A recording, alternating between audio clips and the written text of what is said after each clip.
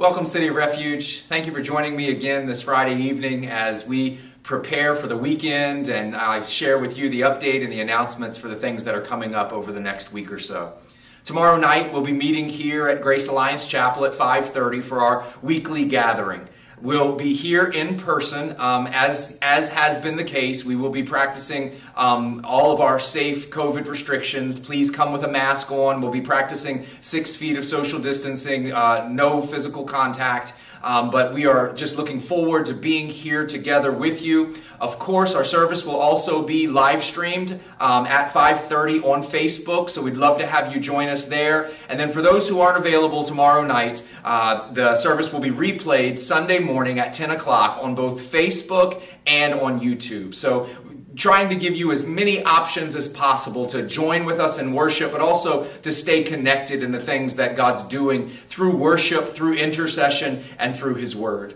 This Saturday night, I'm actually really looking forward to sharing with you from John 19. I'll be using verses 16 through 37, which is John's account of the crucifixion of Jesus. And what we're going to do is just go carefully through John's account and go by each detail that John shows. But we're going to take some time to really sit down with Jesus' interaction with his mother Mary, and then also with those 3 words that he spoke lastly on the cross. It is finished. What does that mean? What was finished? But also, when something finishes, we know with God, it only means that something else has begun. And so it's not just what he finished, it's also what did he begin for us that we can walk in. So again, would love to have you join us. If you plan on coming in person, please be sure to go here to our Facebook page and click the link for the sign up so that we know how to plan for those that are coming. If you're going to be joining us online, we will start at 5:30 and really look forward to our time together Saturday. This Tuesday night here at Grace Alliance Chapel is hosting a gathering that they call Holy Ground. It's simply a time of self-guided prayer stations. I was able to come last month and it was such a time of refreshing. They open the building and there are different stations throughout the building where you can just go in your own quiet and seek God and hear from God and just have a time where you set yourself apart unto God. The doors will open here at 7 o'clock and you can stay for as short or as long a time as you need. But I would encourage you, they have welcomed us and are partnering with us and so many things. If you need to just get out of your house and get away from the Zoom screen for a little while, it is a safe place to come and seek the face of God. So again, that's here Tuesday night, Holy Ground at Grace with the doors opening at 7 o'clock. Wednesday night, we continue our study of the book of Revelation. That's at 7 o'clock on Facebook. I'll be teaching this week beginning chapter 11 where we are introduced to the 2 witnesses. And so we sort of we stay in this in-between space, between the 2nd and the 3rd woe, between the blowing of the 6th and the blowing of the 7th trumpet. And in this space, I believe what we get to see is what John has eaten in the book, in the little book that he was commanded to eat. He now begins prophesying what it is that he's seen and what it is that he's heard. So again, would love to have you join us at 7 o'clock on Wednesday night. Thursday night is the next youth group in-person gathering. That again is here at Grace Alliance Chapel at 7 o'clock. All students at grades 7 through 12 are welcome. We're following all of the same protocol for youth service as we are for our Saturday night service. So if you're sending your young people, make sure they come with a mask. Make sure they prepare for social distancing and make sure that they understand that we are keeping from physical contact. That way we can just keep each other and everyone safe. And with that mentioned, I just want to ask you, please continue praying for safety. Please continue praying for wisdom and for caution.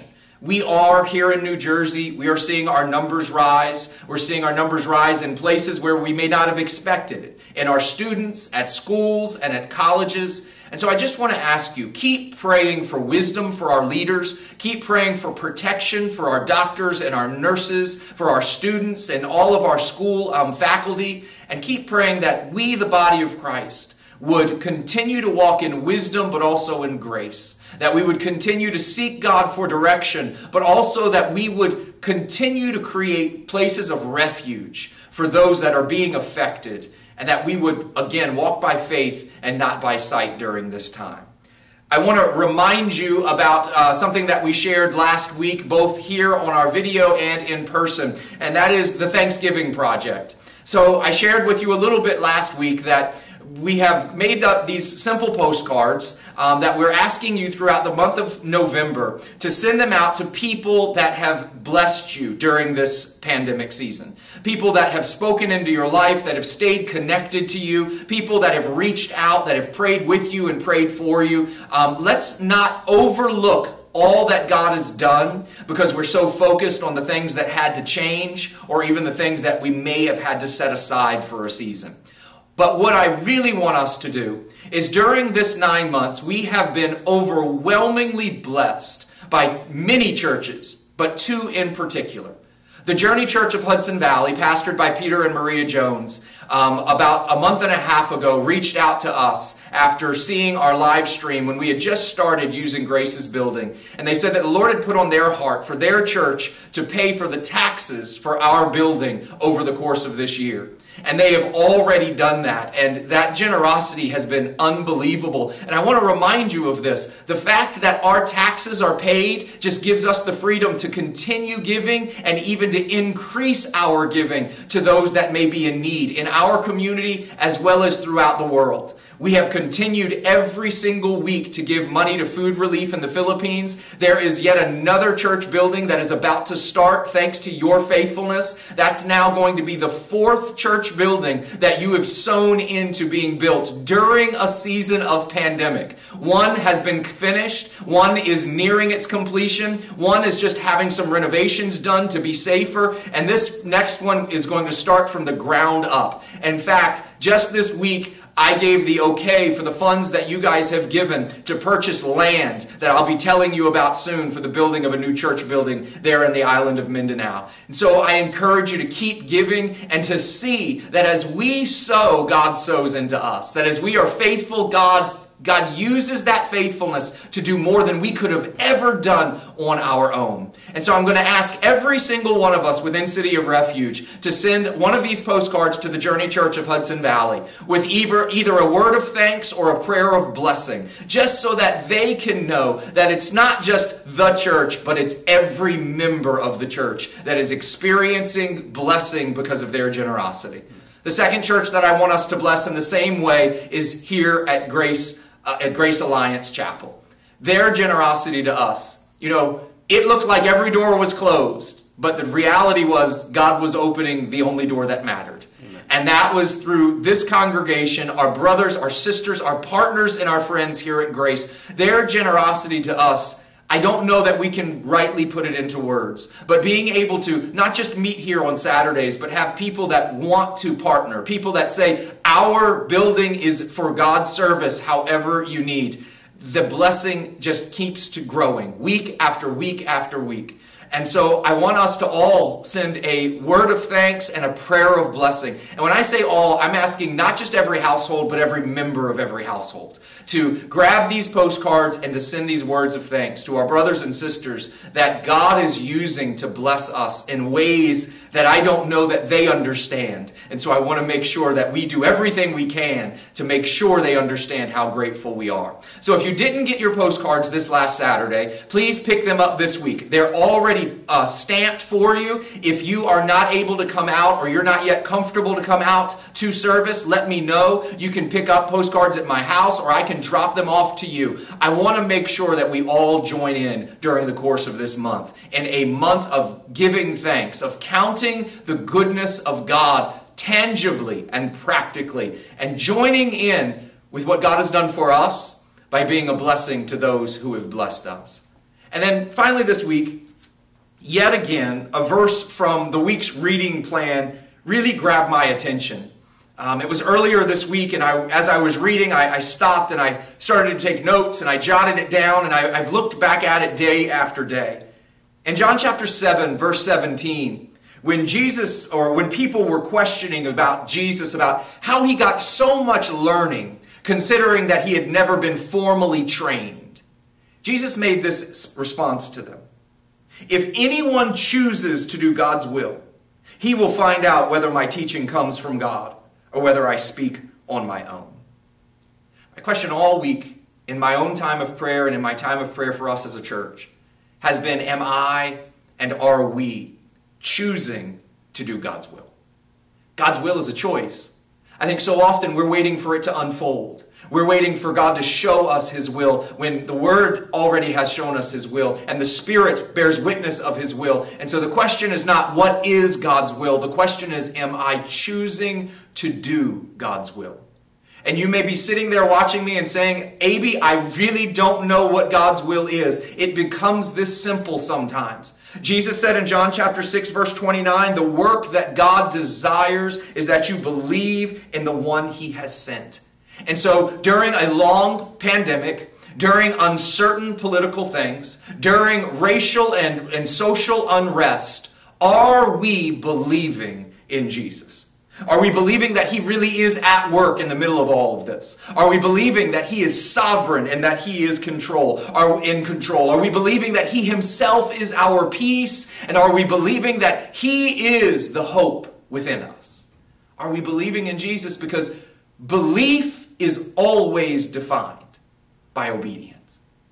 And so my question for us as a group of people is, are we obeying what we know God has already spoken? Are we being who we are called to be? Because God's will is not something that happens to us. God's will is something that we choose to do based on the Word we've been given and the Spirit who lives within us. And so this week I will encourage you with the encouragement of this season. Don't stop praying. And please, don't just pray for what you want to see happen. Pray for God's will to be done, for His kingdom to come here on earth, in your household, in our community, in our nation, even as it is in heaven. Let's stop presuming and assuming we know what righteousness is, and let's just pray for the righteousness of God to be worked out here in our community and in our nation. Keep praying. Keep serving. Do not let your current circumstances keep you from being the person that you're called to be. Jesus said that He did not come to be served, but to serve and to give His life as a ransom for many. We have the same calling as Jesus. And so this is not a season to be served. It is a season for serving. And so I want to encourage you, find those places of service. Keep serving your neighbors. Keep serving your household. Keep serving the body of Christ. Keep serving Jesus. By living for Jesus, by living like Jesus. And finally, keep connecting.